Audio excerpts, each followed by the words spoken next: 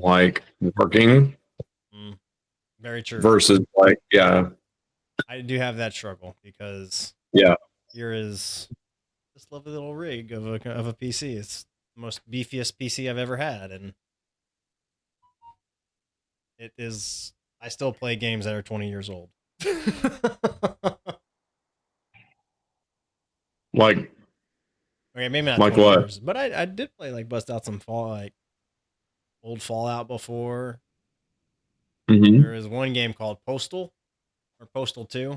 I remember Postal. Yeah. So Steam had Postal 2 on sale for like $2. So I said, well, for fucking $2, I can go down memory lane and pee on people and kick them and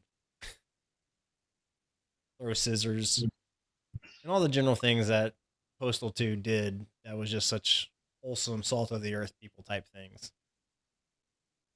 Yeah, I remember that game. And I remember all the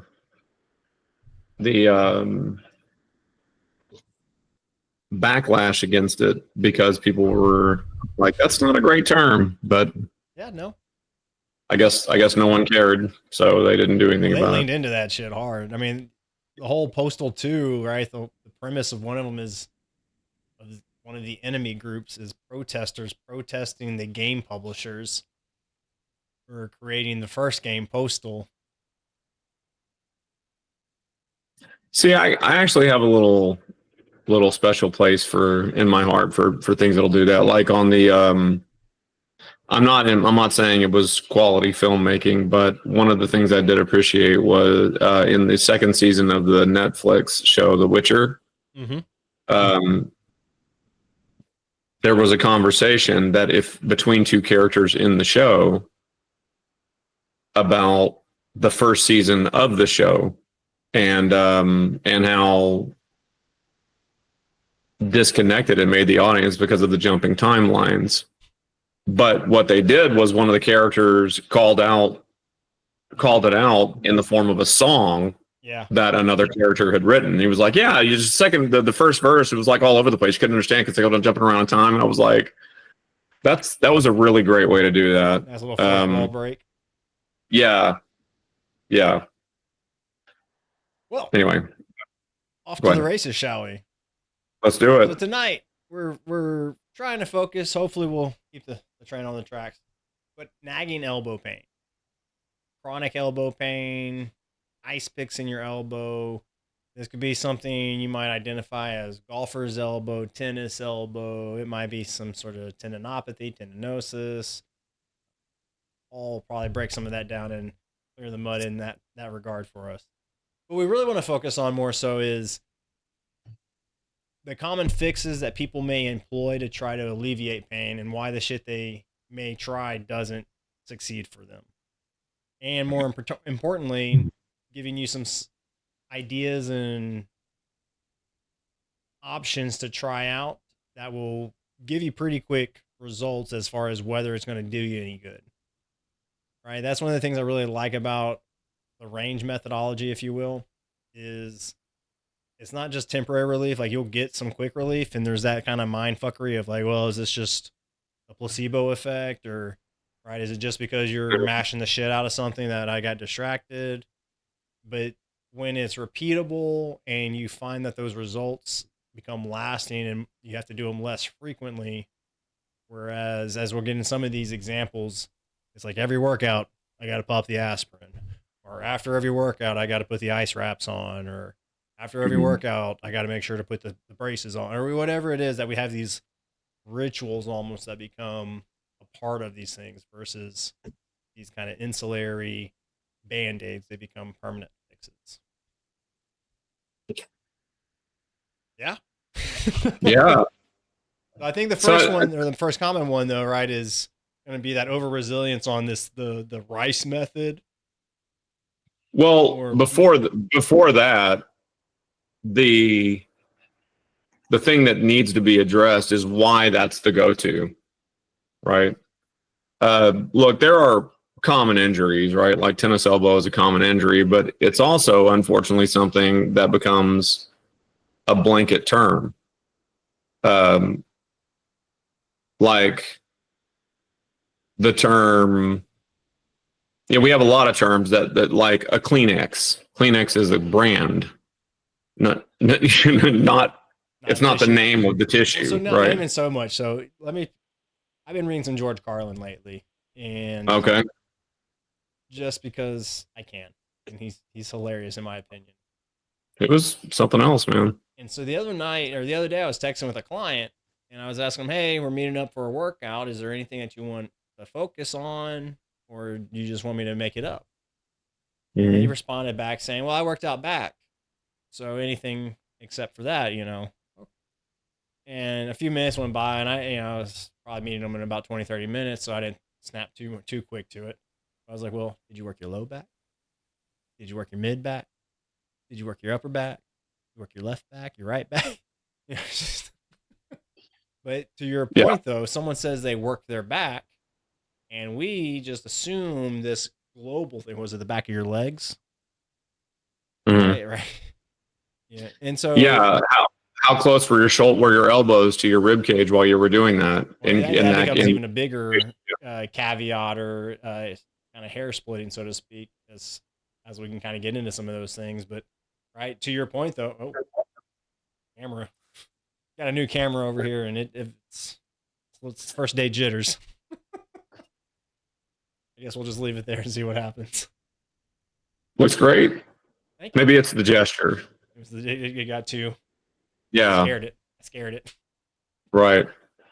Well, yeah. So we give these blanket terms to things, right? Like if you are committing to an uncommon activity, or you're performing, not committing. If you're performing an uncommon activity, like you haven't performed this activity often or ever, and it's unfamiliar to you, and you don't know any of the tricks or the skill around it, like someone says something like, "Can you help me move?"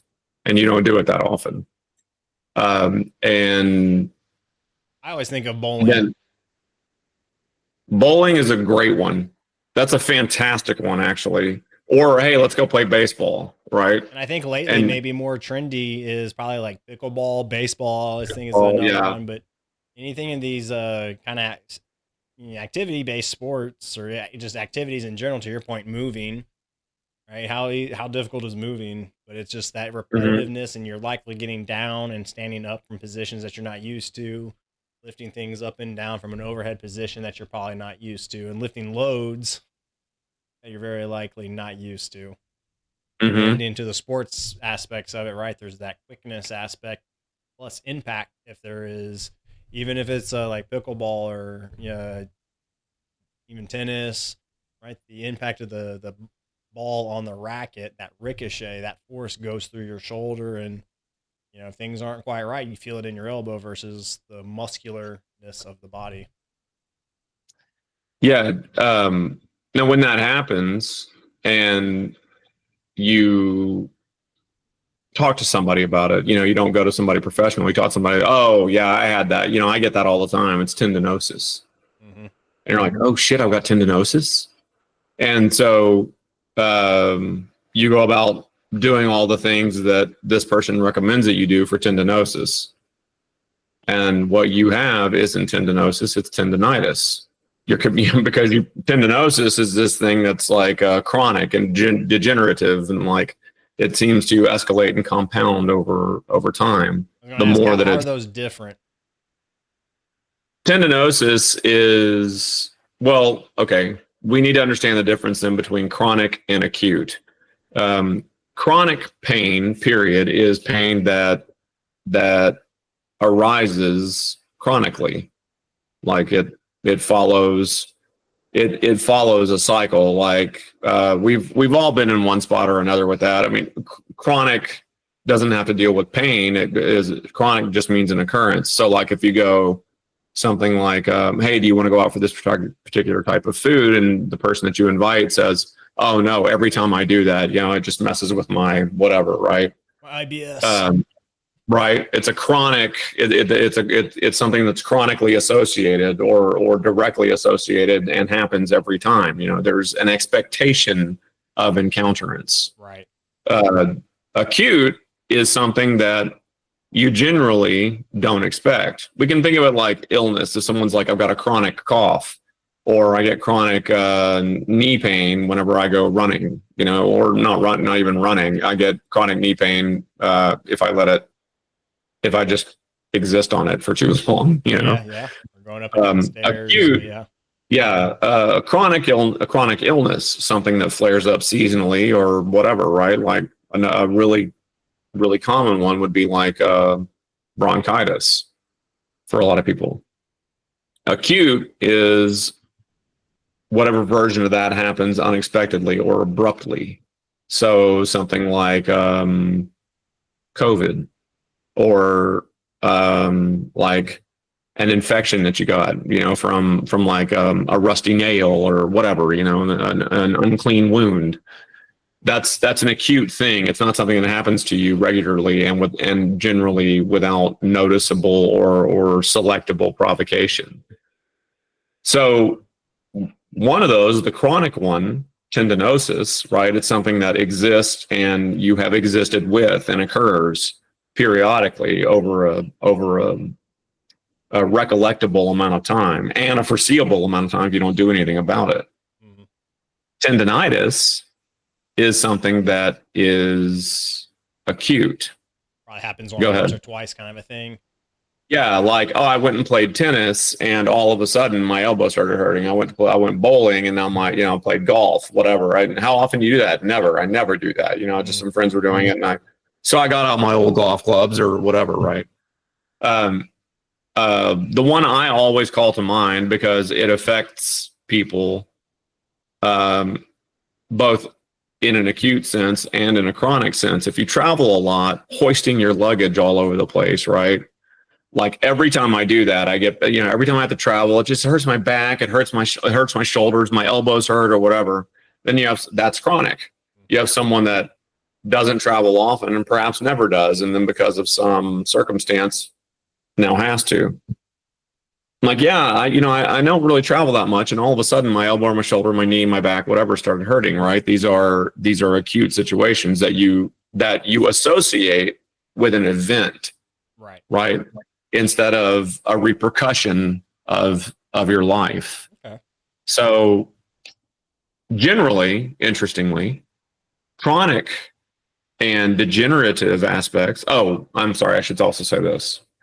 Both of those things can be referred to as tendinopathy, right? So if you get chronic or acute pain in your elbow, both of those things can be defined as tendinopathy, but that is more of a catch-all term, like saying that you have a fever, right?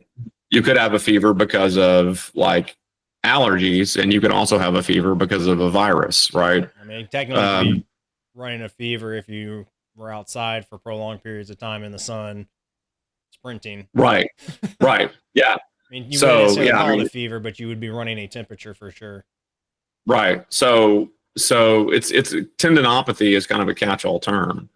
Now, neither one of us are medical doctors. It's just, there's enough of an association, enough of a history to be able to know that. So interestingly, with chronic pain, not always. And if you have chronic pain, if you're ever watching this or you see this at some point, or you see a short video of it or whatever, by no means am I saying or are we saying that chronic pain always follows this path. But many times chronic pain is also associated with this mindset of it's just something I live with. Right. And so the remedies for it and the reason why it continues to occur and therefore why the remedies fail is because they aren't really remedies. They seek relief. And what they do is ignore the cause. There's very little investigation for it. And like we were discussing previously, John, like there's almost this like camaraderie with it. If you go, oh, I have this chronic pain in my elbow, and someone say, oh my God, I get that all the time in my shoulder. Or, yeah, mine is low back. And, there's this like, we put our arms around each other's shoulders and give each other a toast with our mugs and have a long draw. Well, you know, I know this isn't quite what we have on like schedule for what we're talking, but part of it too, I What's that? wonder is like the psychological aspects of,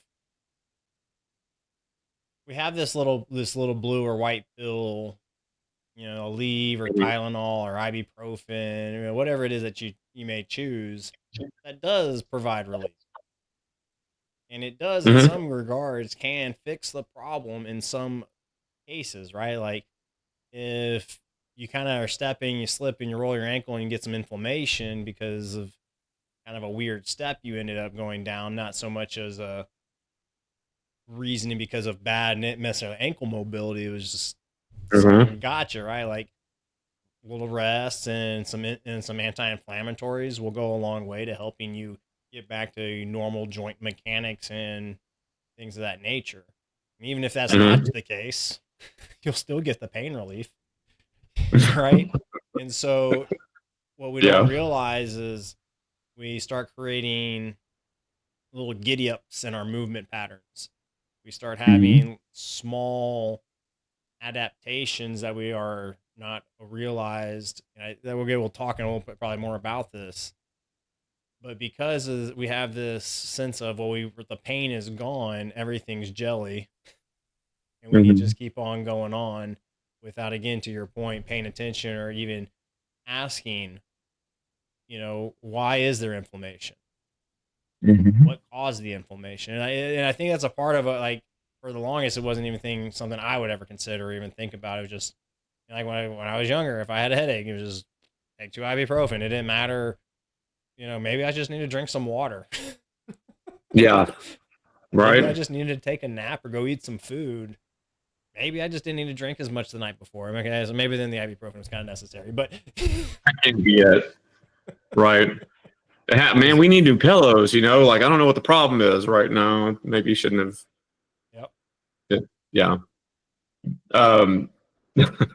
Well, but yeah, so that reliance on those passive sort of relief systems really do a couple of things. That it really reinforces that the only potential you have for relief is to just wait for it to go away, to employ whatever external method, like, hey, can you come walk on my back? Or, you know, I'm going to take these non-steroid anti-inflammatories, right?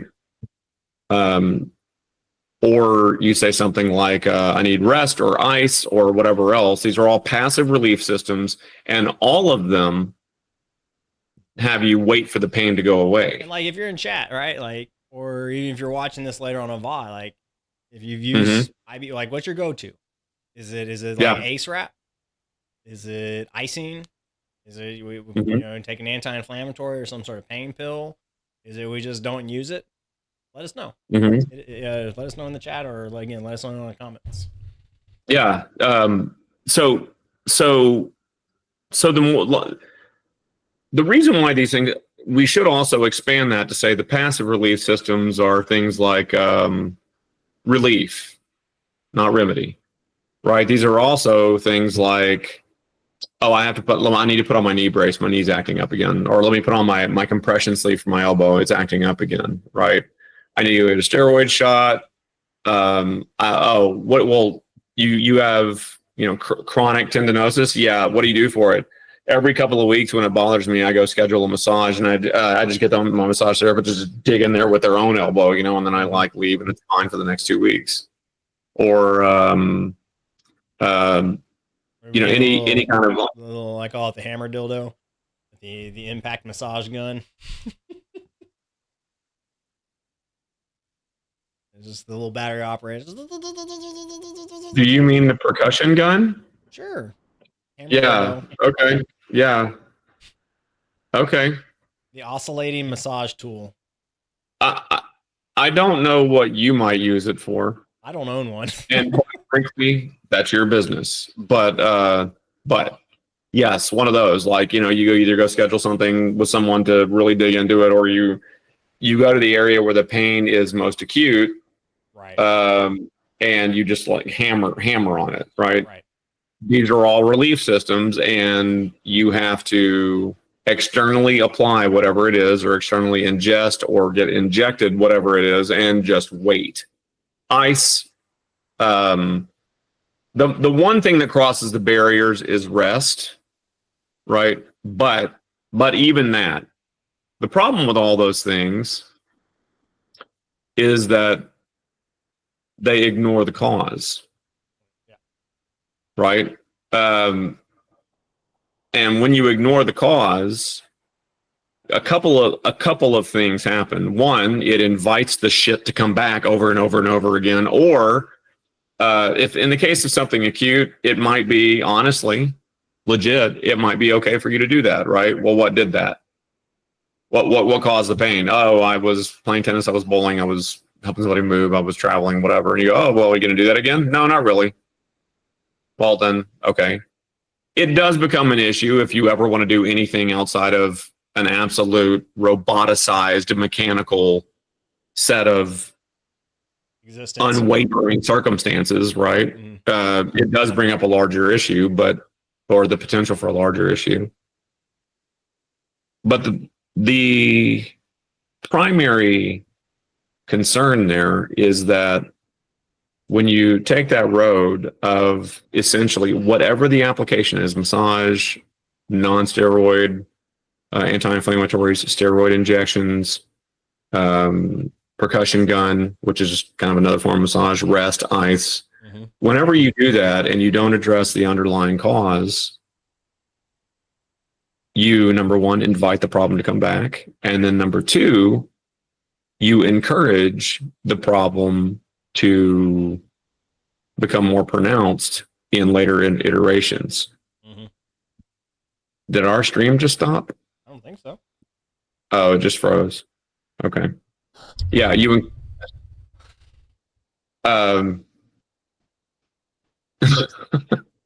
Anyway, those interventions do absolutely nothing to address why that tendon was overloaded in the first place. I was going to share something here while you're going. Please do. That one? No. Oh, great. Yeah. So when we look at that, right, and this is okay, yeah. So we're dealing with left elbow. With what's that? Left elbow. Yeah, left elbow, and this is the structure of the elbow when you're looking at tendons and ligaments as well as the bones. Now, when we just put a brace on or we apply any kind of a external fix, it really is the same as like noticing that there's a leak in a pipe, right? And you go and just wrap some kind of bandage around it. The problem's still there, right? Like the bad portion of the pipe that's still cracked or whatever is still there. We've just put a little bit of extra pressure where the leaking path is, and we're hoping it holds, but we know eventually it's going to push itself through and there's going to be leakage again, and it's going to come out, so to speak. Yeah, especially if you go to drive more water pressure, for instance, through that pipe, right? And when we do that, the braces, right? The braces and sleeves are, in my mind, it's all about alignment. And where do we most commonly see sleeves? On your elbows and knees, and those are hinge joints, right? We've talked about this before, but they have this kind of a mechanic to them, where they only really like to move in this one plane, if you will, and it's the rotation of other joints that allow them to be expressing those different angles elsewhere, right? And so those sleeves do a really good job of applying compression around the joint to effectively just keep the joint from and it's because we lack the stability or we lack the mobility, is how I always think about it. Is I like to say is our shoulders are mobile joints, our elbows are stable joints, and then our wrists are mobile joints. And so if there's Mhm. a lack of mobility within our wrists and shoulders, we will experience it as a lack of stability within our elbows.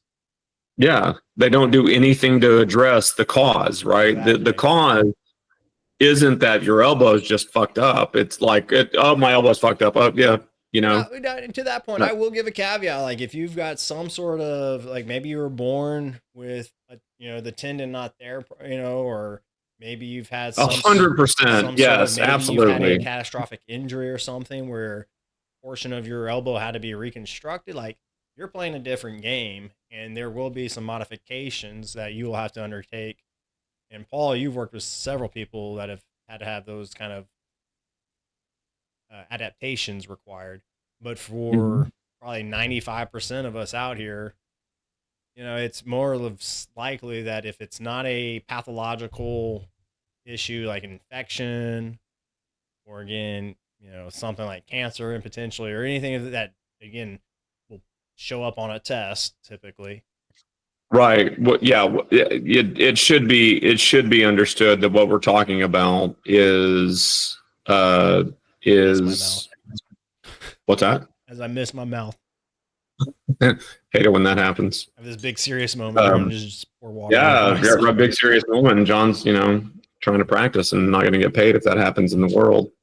So, um, yeah, we are talking about things that exist outside of the purview of uh, infection or otherwise like um, medically involved And I bring that up situations or scenarios. because Go not ahead. just because it's important for people to recognize and differentiate it, but the other reason too is because this drawing or this picture we provide really, I think, highlights what we're getting after.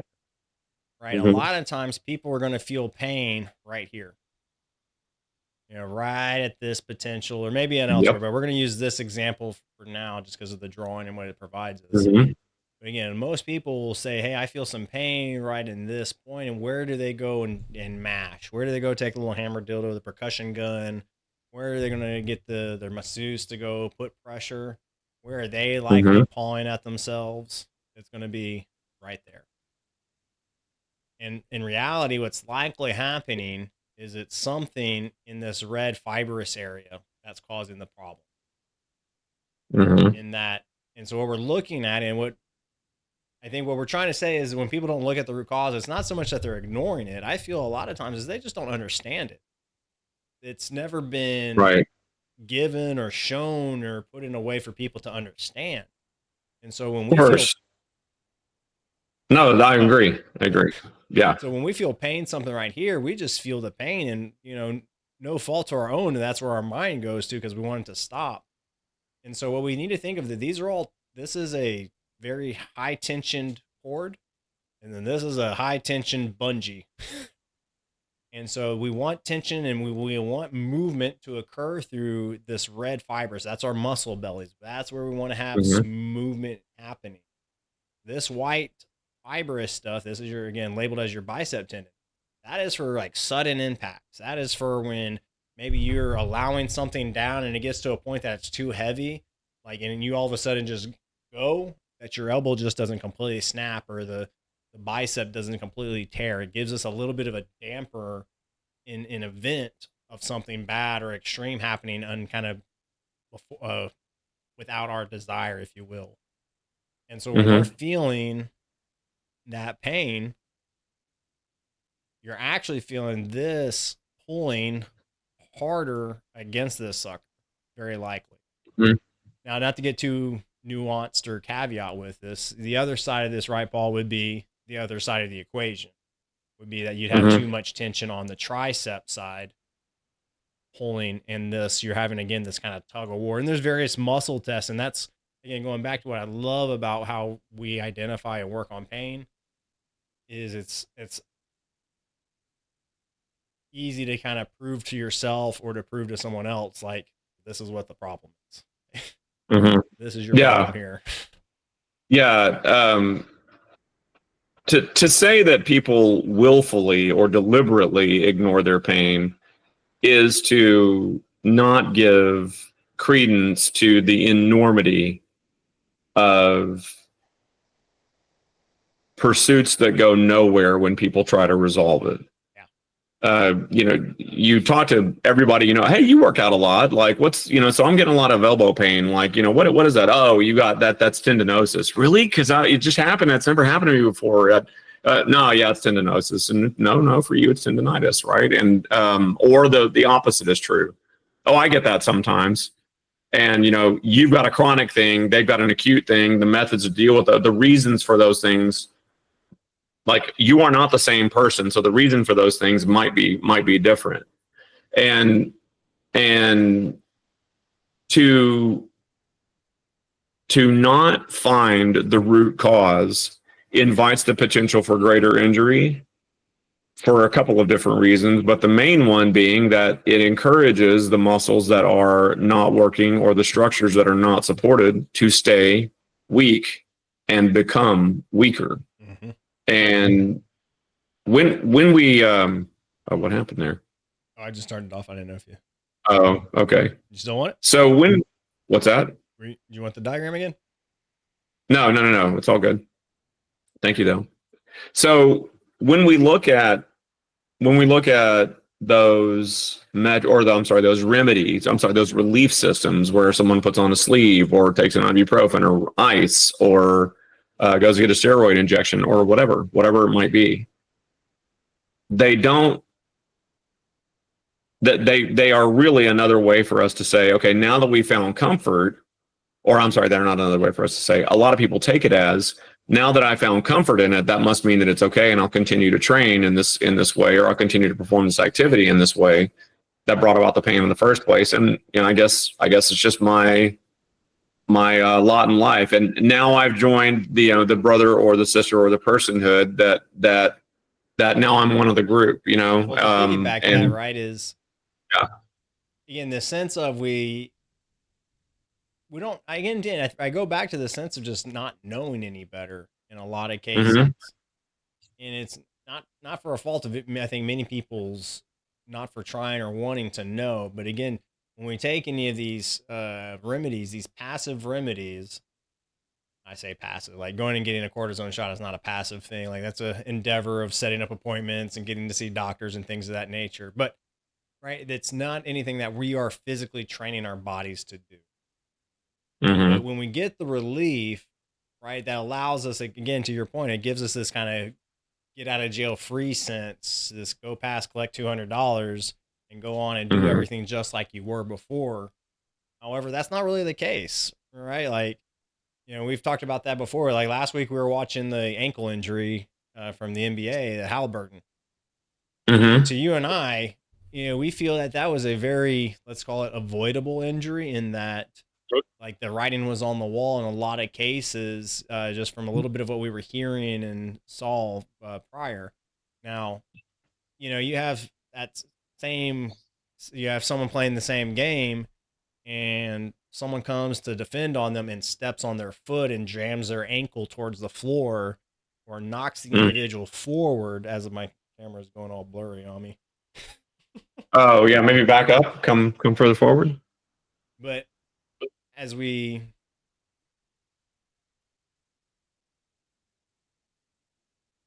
work. Nice attempt. Pop out and pop back in.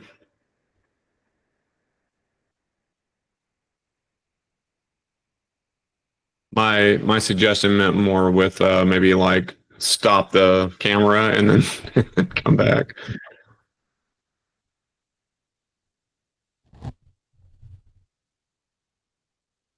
Well, sorry, man. I don't know. Anyway. What I was going to say, though, is I lost my train of thought completely, I guess. But, the inflammation, the cortisone shots, right? If you're having good movements before and for some mm-hmm. reason something came out of left field, as it were, and caused us to have that sudden injury, that's a little bit of a different gambit. But again, I feel for, probably 80% of people out there dealing with pain that's non-pathological in nature, it only invites you to go on and keep doing the thing that you were in the kind of messed up way you were already doing it. And now you potentially no longer have this guardrail or barrier or bumper up to let you know you're doing it kind of like a jackass. That's a great point to make. I am not, neither of us ever encourage anyone to just sit in pain, right? Pain is the enemy. It saps your life force away from you, right? Movement related pain. Maybe actually jump out of turn off your camera. I don't know. We'll just keep going. Okay. It saps your will to continue on with whatever your physical endeavors might be, right? And so it further and further and further decreases the viability and excitability of your life, right? But let's say that you go the other direction and you go and actually seek some help. You've talked to your friends at the gym and their advice was overwhelmingly unrewarding. You've talked to your family members, you've talked to whoever, you've gone to visit whoever, and you've decided you're going to get some real help. Or you start looking up videos and you're going to really look at the cause of all this, right? Mm-hmm. You've rejected the just push through it mentality. You have really sought out some answers. Unfortunately, many of the answers, you can do a quick search on YouTube, right? Go to YouTube University and say, I have elbow pain. What do I do to fix it? And you will find just a litany of videos that cover real, tangible, beautiful exercises on what to do and how to do it. And the underlying muscle group might be addressed, right? For instance, when we say something like in a non-pathological sense, elbow pain is rarely about the elbow, as John pointed out. We talked all about that stuff going all the way up the bicep, all the way up the brachialis, maybe the tricep, maybe in the, oh, there you go. Yep, you're back. For now. Going all the way up the arm into the shoulder, right? And so you find some really good exercises that get at the root cause for whatever that might be. The problem is that it's still only halfway there, because what it hasn't done is talked about why that situation occurred in the first place. If I spend my entire life doing like this, over on your right shoulder, with one arm forward and all that, right? And then all of a sudden, for whatever various reasons, this is going to result in elbow pain. And then I look up, I do all the relief stuff, and I'm unsatisfied with that. So I start looking for remedy stuff, and that does make the problem better when I'm performative, right? Like when I'm actually engaged in some kind of exercise modality or just living my life, but I'm still doing this all the time. Mm-hmm. Right? That is the underlying cause, right? What causes me to do this all the time is the underlying cause. And until I deal with that, I will forever be beholden unto those remedy systems, those exercises for my shoulder and all that. Never get away from them. Go ahead. You have a kind of a three things that have to happen if you are dealing with pain, right? Oh yeah. Yeah. Can you refresh me on those? Yes. So there are only 3 ways. Well, there are 4 ways really, but nobody really likes the 4th one. And it's understandable. You either stop the offending behavior, change the offending behavior, or you do corrective exercise around the offending behavior. Now, these 2, stop the offending behavior, change the offending behavior. And we're unmonetized. What's that? And we lost monetization. That's right. No, stop. Okay. Stop the offending behavior, change the offending behavior. Those 2 do deal with the cause, right? Because if you really do enough investigation, or you really have enough quality advice, and someone goes, "Oh, hey, cut that shit out. Right. Stop doing that." As a matter of fact, what you need to do is this for about 3 months. Mm-hmm. Do the other arm, right, for 3 months, and then after that, you're good. Then don't ever fucking do that with either arm again, and then it's fine. If you do enough investigation, or you have enough good advice, and you get at that, you don't have to do this corrective shit ever again. Mm-hmm. If you stop the offending behavior, the pain eventually goes away. It goes away a lot slower than, or not a lot slower, but slower than changing the offending behavior, because typically changing the offending behavior means committing to opposing styles of movement and exercise, which brings about rebalancing your body a lot faster, Mm-hmm. or the offended muscle groups, if you will. But when you just stop, your body has these built-in kind of imbalances that gradually might cease and kind of realign and go away, but it just takes longer. I kind of think of it in some sense as we have basic programming, like out of the box programming Mm-hmm. that we all have. So like how you bend your elbow, how you straighten your elbow, how you depress your shoulder blade and things of that nature. All of that just happens naturally out of the box. But Yeah. throughout years and years of reconditioning that programming, we kind of force it to rewrite itself in some ways. And Mm-hmm. this is very poor metaphor in that regards. But to your point, though, is as we stop these offending behaviors and get ourselves out from those kind of repetitive habits that developed, and we're forcing the rewrite of the program. Once we've stopped Mm-hmm. actively trying to rewrite the program, the automatic program kind of comes back in. The out of the box system kind of comes back in and starts rewriting itself in some way. Like, there's only so many ways a tissue can pull. So the more we allow it to start being back in its natural place, the more it's able to start kind of doing its automatic pulling, if you will. When we start Right. putting ourselves in these odd positions, now we're changing the mechanics in a lot of ways, and we are rewiring how our brain interacts with that joint. And then that proceeds to cause its own issues. That brings to mind, I had a client one time who contacted me, and she was like really in a lot of pain with her neck. And so we were talking for, I don't know, 2 or 3 minutes, and I said, "Oh, you work in an office?" And she goes, "Yeah." And I said, "Uh-huh. I'm assuming that your office is set up with the door in this position and all that." And she goes, "Yes." I was like, "Right. If I were you, I would move your laptop or whatever monitor that you consult the most from your left to your right." Mm-hmm. And then eventually, and she goes, "How do you know it's on my left?" And I go, "Because you're sitting here like this. Mm-hmm. Like your comfortable position was sitting here looking at me like this." She goes, "I don't think that's much of an," she said, "I don't think that's much of an issue." And I said, "Okay." She goes, "I'm just sitting like this because I'm wearing a skirt and it's proper." And I go, "Okay, great. I get that. Just sit that way on the other side." Right.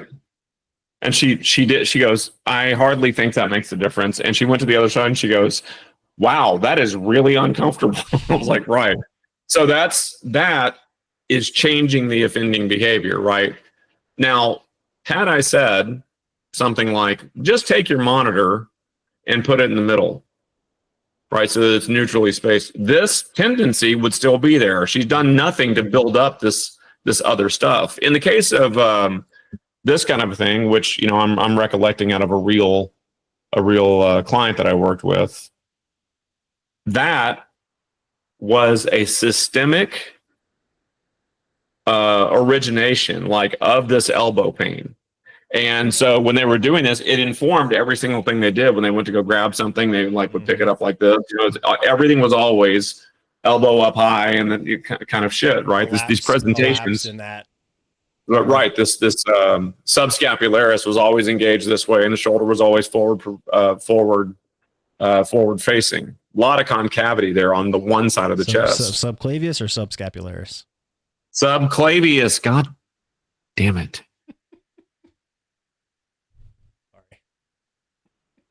Thank you, John. Anyway. Well, actually, you know. Actually, it's 12:01, so it's tomorrow. You're that fucking kid. It's morning right now. Yeah. You're that fucking kid at the birthday party. He's like, well, actually, it's tomorrow because right now it's today because it's 12:01 and we're all still awake. Anyway, no, you're absolutely right, subclavius. Thank you, John. So when we get that kind of mentality, right? Like we've ignored that push through it when we're going to stop the offending behavior or do corrective exercises around the offending behavior, right? Like, and this is what fully the vast majority of rehab falls into, right? I'm going to do corrective exercise around the offending behavior. It only challenges whatever the most obvious to the trained eye structure is, right? It doesn't deal with the total imbalance that produced the problem. Well, you said there was a fourth one that no one likes. You can die. Oh, that is the end of all pain. Yeah. So two thoughts then are besides the fourth one.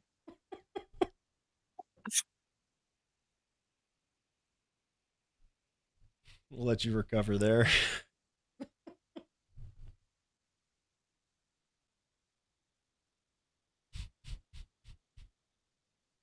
Such a casual way to say it. That is the end of all pain. It is. It is. You know, it could be the beginning of all pain. Who knows? Who knows? To the three practical ideas, the sense of, again, I don't do a lot of nutrition counseling, but it inevitably kind of comes into some of my roles with clients, and when we talk about diet and nutrition. I'm sorry. Just eat cookie dough. Right. Raw cookie dough, man. That's right. All right, go ahead. I was getting in trouble with my wife earlier today because she made a batch of cookies and then she forms them into balls and then she can throw them in the oven and they just form so perfectly and the chocolate chips stay nice and shaped and all this other stuff. But I just well, right, but she eats them like normal, like yes, like a demure person, right? Like just kind of a dainty dinner, and they've cooled off. My heathen ash just comes off of the cooling rack and just my Neanderthal. Right, but she eats like one or two at a time, right? Like she has them in this way that it's like one or two at a time, right? And so she takes those, right? And you go and attack the raw versions that are in the freezer like it's popcorn. Or again, I just, as it's on the cooling rack, I just pick that thing up as it's molten lava and just shove it in my face hole. Gotcha. All right, I'm sorry, go ahead. But to that point, as far as if we're trying to, again, either stop the offending behavior, which may not be a possibility, likelihood we're going to work around the offending behavior in some fashion. And then what was the third one? Stop, change, corrective exercise. So changing can be tough for a lot of people too. And then working around it, again, to your point, I think is what a lot of people end up doing. And what are the best ways that we work around it can be something we can argue about. The thought that came to my mind was about nutrition and how it's all if you really want to think about it, it's a habit, it's a lifestyle change in some form and fashion. And so for nutrition counseling, one of the biggest things I tell to people, right, we all know what we're not supposed to do. We all know what we're not supposed to eat. And yet we still eat all the shit that we're not supposed to. And so the game becomes actually putting just a little bit of broccoli on your plate, right? Just putting a little bit of salad on your plate. Then go get all the shit that you want. Go get all the other shit that you're going to eat anyways, but at least put that veggie on there and you at least make sure you eat that veggie. And over time you realize, well, if I'm going to eat these fucking veggies, I can't eat all this other shit. And so you slowly start changing the percentage of your plate. And you start already to make those more conscious decisions as it goes down. And then, butterflies and birds sing and everything's happy. So I've heard. Now, when it comes to exercise, I think too, it comes, and it's more nuanced than that, I'm sure, with diet change and things of that. But when it comes to movement, the way I think of it too is a sense of a lot of times people know the movements they're not supposed to do, but we're still going to do them in some form or fashion. Or I think that's the other side. It's kind of like carbs. People say, I can't eat carbs. And you go, well, what Mhm. about broccoli? And they look at you and they're like, well, not those carbs. Those aren't carbs. And it's like, Mhm. well, again, I know I'm being the kid at 1201 again, but broccoli is still a carb, right? Like, I get maybe you're not saying bread, but it's still a carb, right? So again, we say like we can't have things. Well, I can't squat, I can't overhead press. Well, it's like, well, Mhm. actually, you actually need that. You don't throw the bathwater out and the baby kind of thing. But where we start people trying to work around it, and this is where I see the biggest flaw. They only work the like the posterior. Like I need to work I'm having shoulder pain or I'm having elbow pain, so I need to work like tricep extensions or something. Mhm. And they've, to your point, Oh, there you camera's go. moving again, right? But there's two sides of this. We need to think of joint mechanics as an equation in a lot of cases, and bringing balance back into them. And so there becomes a lightening of the load on one side of the scales and a adding to the load on the other side of the scales in some cases. So let's just like for my personal elbow pain was on the funny bone. I had broken my Mhm. elbow and couldn't fully extend my elbow at one point. When I went to go physical therapy, I didn't know what the hell they were doing. I don't remember really knowing, asking or being told much. I had some exercises they gave me. They did some palpation on my bicep. They did some palpation on my forearm. But at the end Mhm. of it, I was being really kind of pushed to go get a giant cast to keep or a giant brace to sleep in, which fucking sucked. Mhm. And I don't remember really a lot of the exercises I was given, but again, I don't remember doing them either because I didn't really ever feel like they did anything for me. Again, going back to this equation, it would have been behooved me and been able to know, and again, in my youth and petulance, but learning I needed to create space, so to speak, within this elbow joint here, and whether it be through palpation and then working on biceps curls at a extended range, Mhm. then coming through and working triceps in a nice full range, and then working triceps in that again that extended range as well. Things like farmer carries would have been really good. Working on an Mhm. elbow extension and focusing on keeping my shoulder back potentially as well, depending on what was going on with my shoulder. But just finding those ways, or even overhead presses, with again making sure we get that elbow locked out. Those kinds of things would have gone a long way. But it all would have been rooted on the linchpin of it all comes with getting that bicep and trying to create that space is how I refer to it on this side. And that typically doesn't happen for a lot of people. Well, so that calls to mind a very necessary discussion around something that you said earlier, which is, it's the tried and true. It's the tried and true triumvirate. It is inarguable when you're dealing with something that um, is like recovery from a broken bone, tennis elbow, golfer's elbow, um, maybe rehabbing out of, now you're on the other side of a sprain or a strain, um, like a dislocation or a fracture or something like that, right? Now, if it's like something like bursitis or arthritis or something pathological, like you said, though, that's different, and there are other things that you need to do around that, and many of them are medical. Um, And I would Now, argue too, though, like even like some of that, depending on the well, not with extreme of it, bursitis necessarily. you Yeah, the similar strategies could be employed. absolutely, However, they could. the amount of recovery available is going to be limited. One, like again, arthritis is one of those things. Like it's I think of like in some of these games I play where you start out with like a full health bar, and as you get beat up, you can still heal, but you can't heal till your full max. Arthritis, in my opinion, is kind of like that. Like you still can use your joint, but the fullest excursion that you are allowed pain free is going to be reduced, and so it Yeah, becomes right.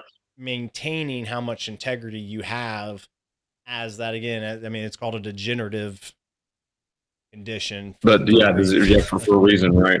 So, well, but if we talk about, well, I'm glad that you said that around like the health bar thing, because the way that I like to describe, or the way that I don't like to, but the way that hits me to describe it is to say, look, you have doom and you have vitality, right? Mm-hmm.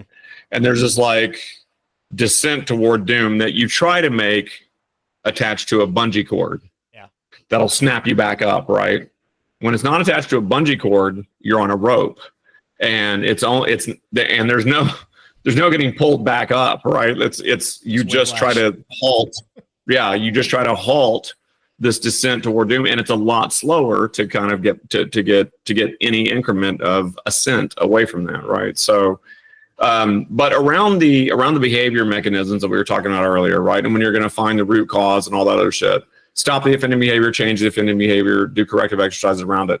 Sometimes stopping it isn't available. Sometimes changing it isn't available. And so sometimes all you have is the corrective exercises. Case in point, one of the things that I dealt with a client who had elbow pain was this guy was a mechanic, and 100% of what he did was down in the dugout. No. In the down in the that trench thing where he's like, doing shit all the time. And he was always doing this, right? He was standing up in that bay, and it was 100% of his working day was doing that. And he didn't have the availability to stop it. He didn't have the availability to change it. There's nothing to do about it. It was like, you just do this work or you don't do this work. Right. So we had to develop corrective exercises around it. And that also needs to be taken into account. Sometimes changing it or stopping it just isn't available. When that happens, the corrective exercises can't achieve 100% success without dealing with the adaptations and compensations that occur around it as well. So another case go ahead. So back in high school, field day, we had these stupid games we would play, and one of them was you had to fill up a bucket of water.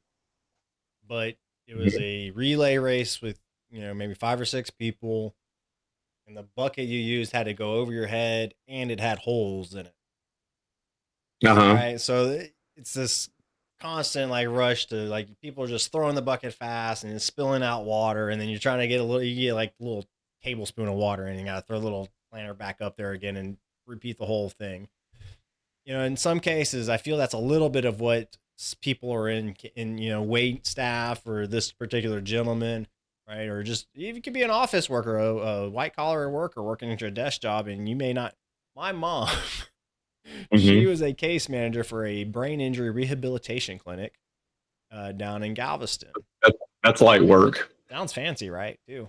Yeah, no, that just sounds like feet up on the desk all day. Go ahead. The facility that she worked at was a former all-girls Catholic school that got repurposed for this brain injury clinic. Her office happened to be like an oversized supply closet. This was the days before Bluetooth or really long mouse cords.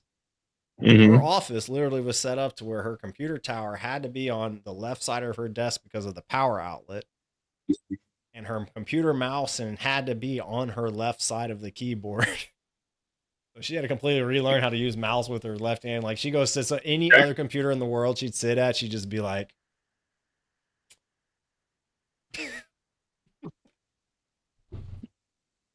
she had to, and then she didn't know how to click. She didn't, there was no switching the clicking or any of it.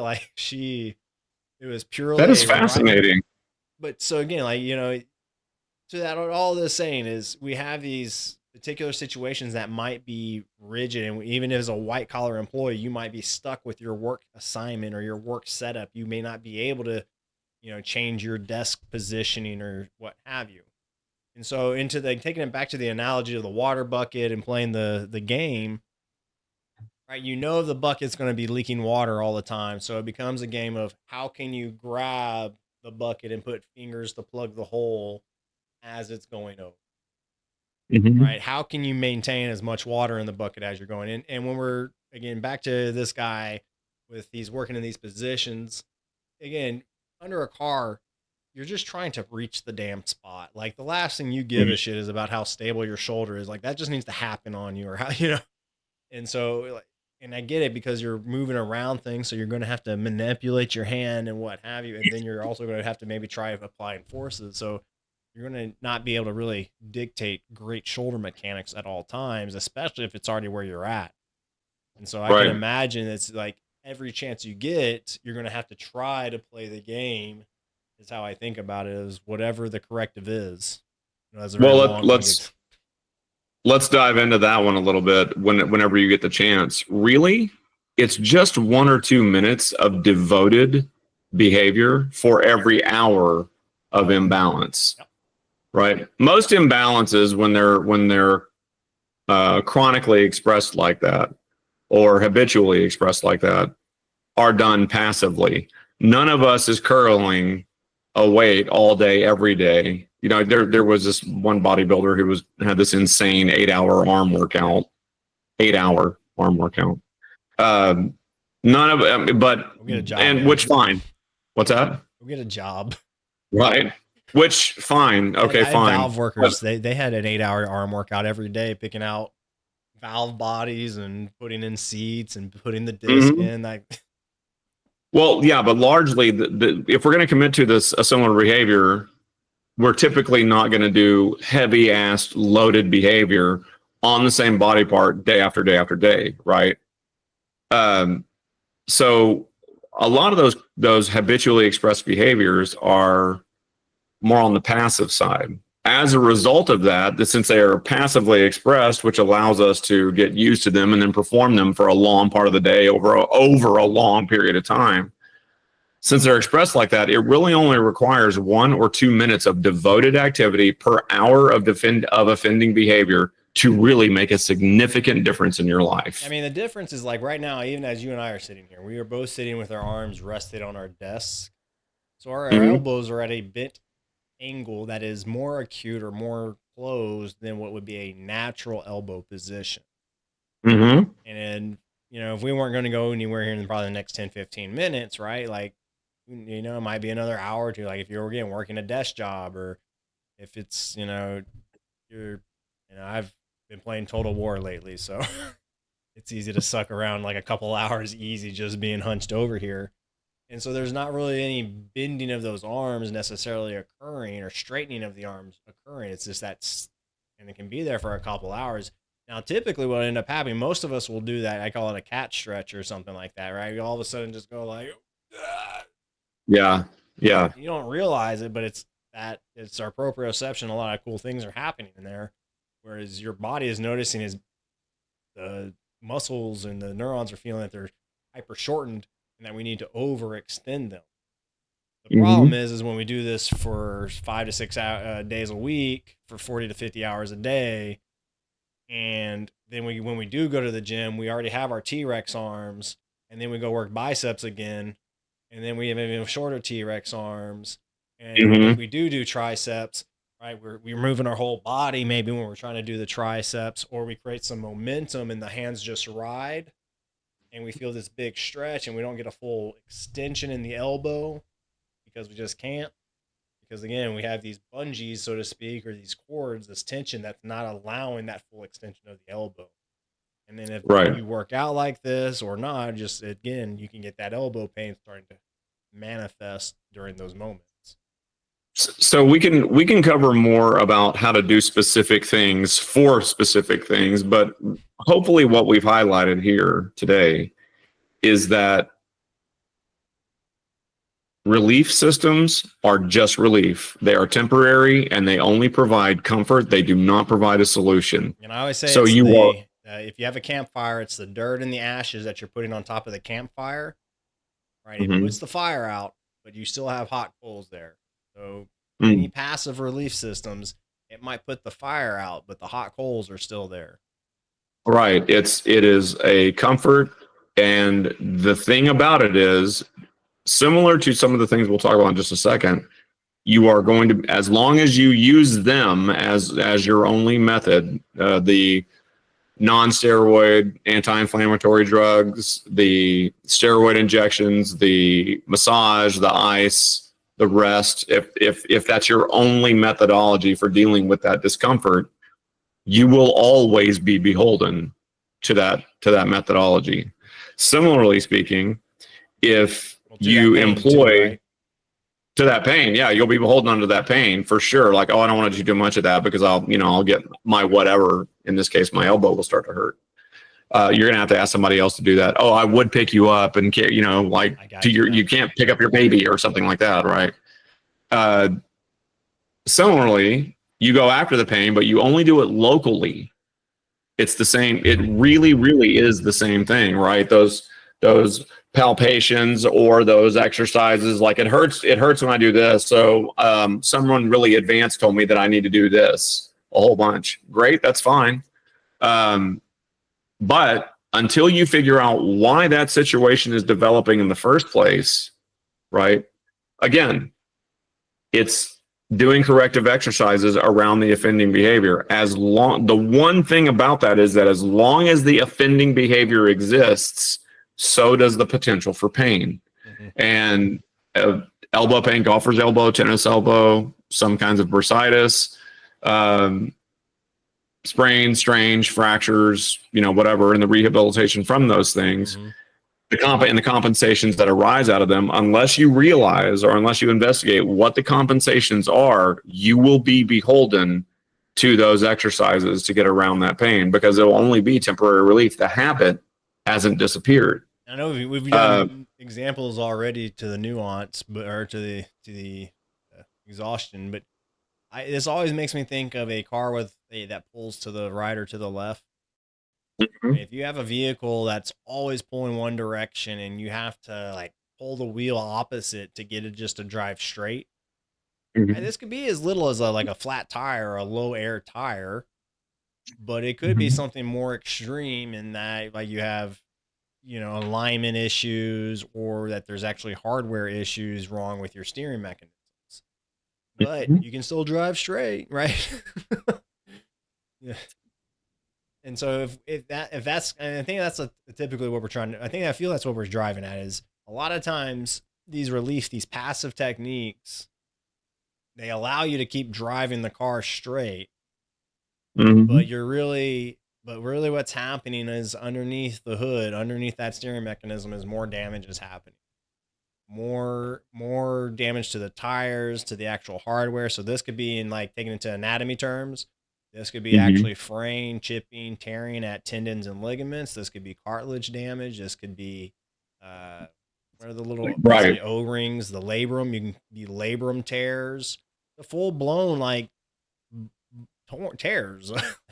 Right. Attached. And understand there's a difference in different methodologies to work around all those things. Golfer's elbow is not the same as tennis elbow. Tendonitis is not the same as tendinosis. Arthritis is not the same as bursitis. Mm-hmm.